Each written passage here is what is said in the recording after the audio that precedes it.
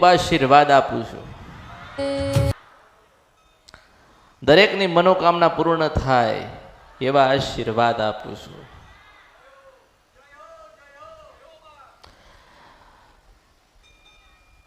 તમારી પેઢીની રિહાઈ ગયેલી માતા રાજી થાય એવા આશીર્વાદ આપું છું.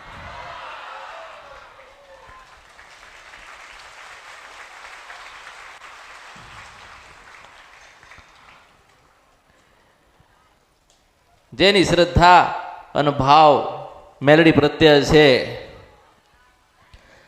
જેનો ભાવ જેની ભક્તિ મેલડીના પ્રત્યે છે, એ મેલડી એક નહીં અમૃતની મેલડી તમારા 1000 કામ કરી આલીશ.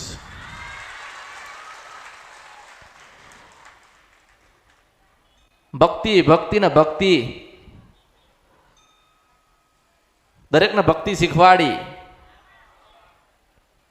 કુળદેવીની ભક્તિ શીખવાડી.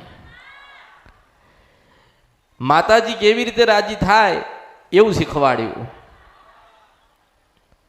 ડગલે ને પગલે જે ગુનાહ કર્યા છે, જે ગુનાહ થઈ ગયા, નવા થતા હશે, નવા ગુનાહ ના થાય, જૂના ગુનાહ તમારી કુળદેવી ક્ષમા કર અને સુખી કર ને એવા મેલડી આશીર્વાદ આપું છું.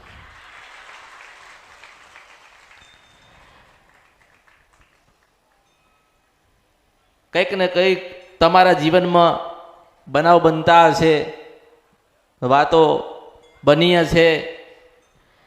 જીવનની અંદર જ્યારે પણ દુઃખ આવ્યું હશે ત્યારે માતાજી જરૂરથી યાદ આવ્યા હશે.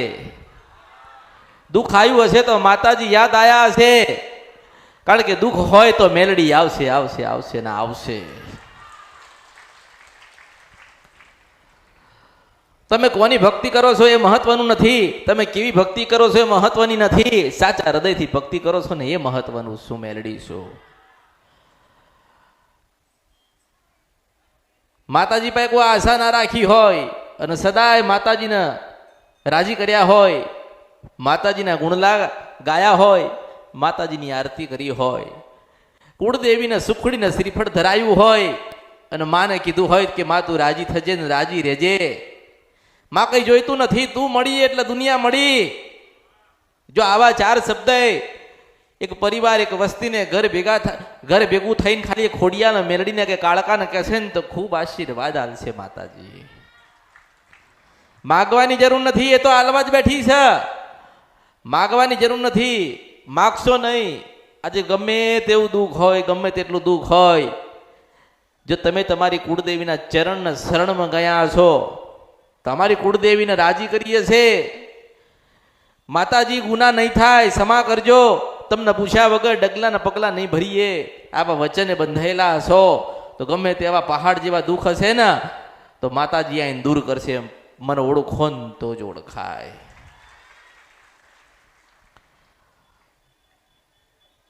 માણસને દુઃખ હોય એટલે બધે ફરતો હોય, માણસને તકલીફ હોય એટલે બધે ફરતો હોય.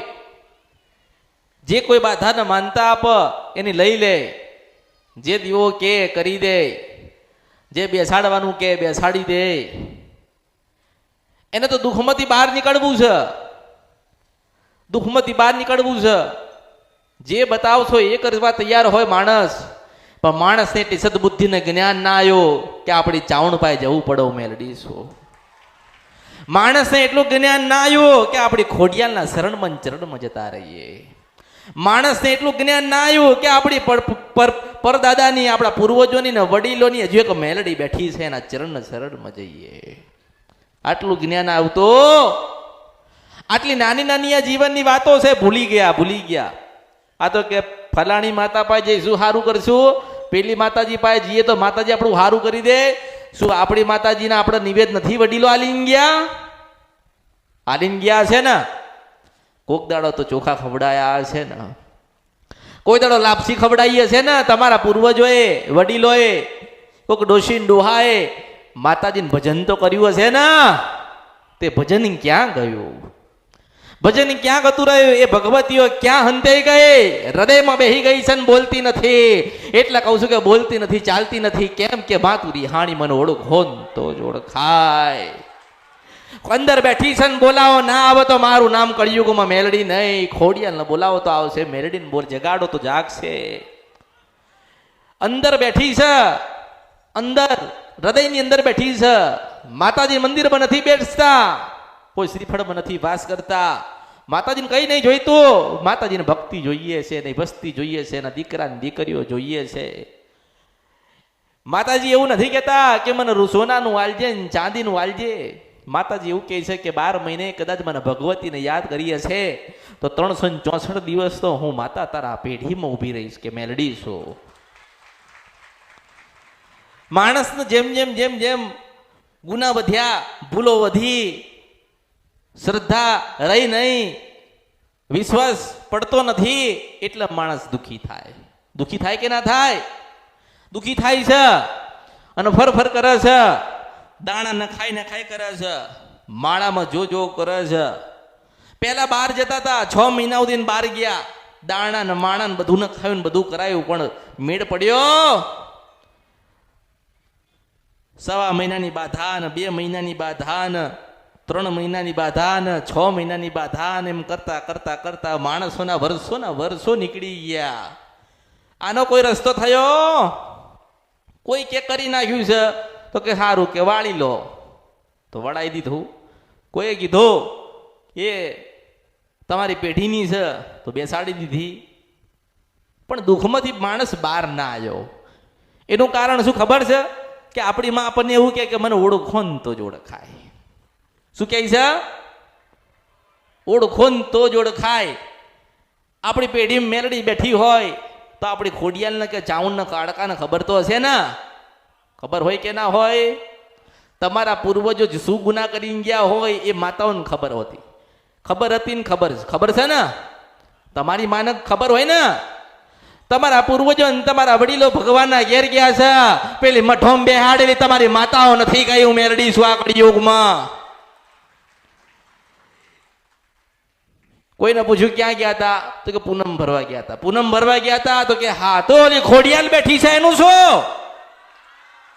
એનું શું? દુઃખ પડશે તો પૂનમ ભરી છે એ સારું કરવા આવશે? ત્યાં કહેવા જશો? ત્યાં કોઈ કહેવા જાય? ત્યાં કોઈ કહેવા ના જાય. એ કૃષ્ણ ભગવાન ચાલતા તમારી પૂનમ ભરી છે, આજે વિઘ્ન બહુ બધા આવે છે, આ દૂર કરો. કૃષ્ણ ભગવાન ના બતાવવા આવે અને આપણી ખોડિયા ના પૂછો ને તો તરત કહે કે તમે મારા નહીં થાય એટલે હું તમારી થતી નથી. તમને ભગવાન કૃષ્ણનું તો થતા આવડ્યું, પણ તમારી કુળદેવીનું થતા ના આવડ્યું, તમારા અવતારમાં ખોટ પડ્યો કહેવાય. હું એમ કહું છું. જગડુસા શેઠનું વાણ ડૂબતું હતું, કેટલાને ખબર છે? બધાને ખબર છે ને? એને કોને યાદ કરી હતી? હરસિદ્ધિ માતાજીને યાદ કર્યા હતા, અંબાજીને યાદ કર્યા હતા. એને નારાયણ નથી યાદ કર્યા. મને ઓળખો ને તો જ ઓળખાય. એને ખબર હતી કે ભગવાન આવે કે ના આવે, ભગવાન સાંભળે કે ના સાંભળે. પેલી કોઈલા ડુંગરમાં બેઠેલી કૃષ્ણ ભગવાનની કુળદેવી સાંભળશે એટલે પણ તરત આવી હતી હોનાના નાવડું તારવા માટે. આજે માણસ દુઃખમાં ડૂબતો જાય. તમને વિશ્વાસ નથી? કોક દાડો તો બોલાવજો, કોક દાડો તો યાદ કરજો, આરાધ કરજો, મઠ અને મંદિરે જજો. જો એના દીવામાંથી નીકળીને દર્શન ના દે તો મારા અવતારમાં ખોટ પડ્યો કહેવાય. કેમ એમને જગડુસા શેઠે કેમ ભગવાનને યાદ ના કર્યા અને માતાજીને જ યાદ કર્યા? આવું કોઈના મગજમાં આવે છે? આવું કોઈ વિચાર કરતું નથી. એને ખબર છે કે માથી મોટું કોઈ નથી.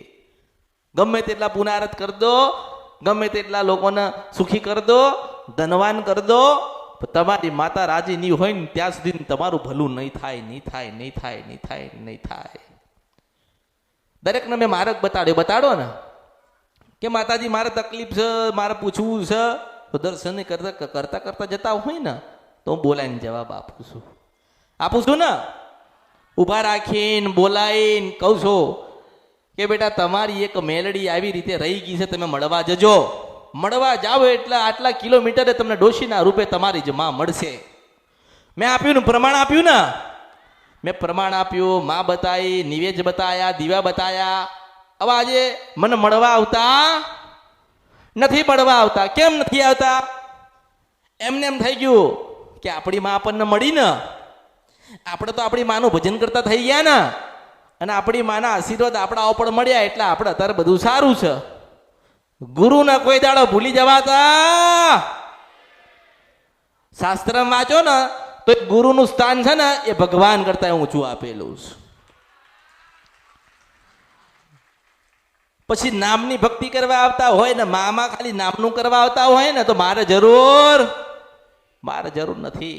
મને તો મારા સાચા 5 ભાવિ કે મને બેસીને સાંભળ, મારા 4 શબ્દો એમના હૃદયમાં બેસ, એમના જીવનમાં ઉતાર, અને મારા કીધા પ્રમાણે ચાલે ને એમનું જીવન પરિવર્તન થાય. એટલે ભગવાનના તા મારી સહી કરેલી છે, મારું પુનરાવર્તન થઈ ગયું. મેં સારું કાર્ય ધરતી ઉપર આવ્યા પછી કરી લીધો.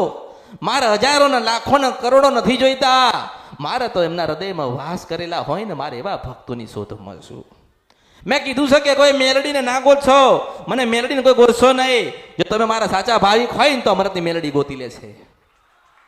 હું ગોતવા આવીશ, તમારે ગોતવાની જરૂર નથી. તમારે તો તમારી માતાઓને ગોતવાની જરૂર છે. કોઈ દાડો તો જાઓ ગામડે, કોઈ દાડો તો માતાજીને પૂછો, કોઈ દાડો તો મંદિરમાં જઈને જોવો તો ખરી કે આપણી ખોડિયાલના ફોટા કેવા થઈ ગયા છે.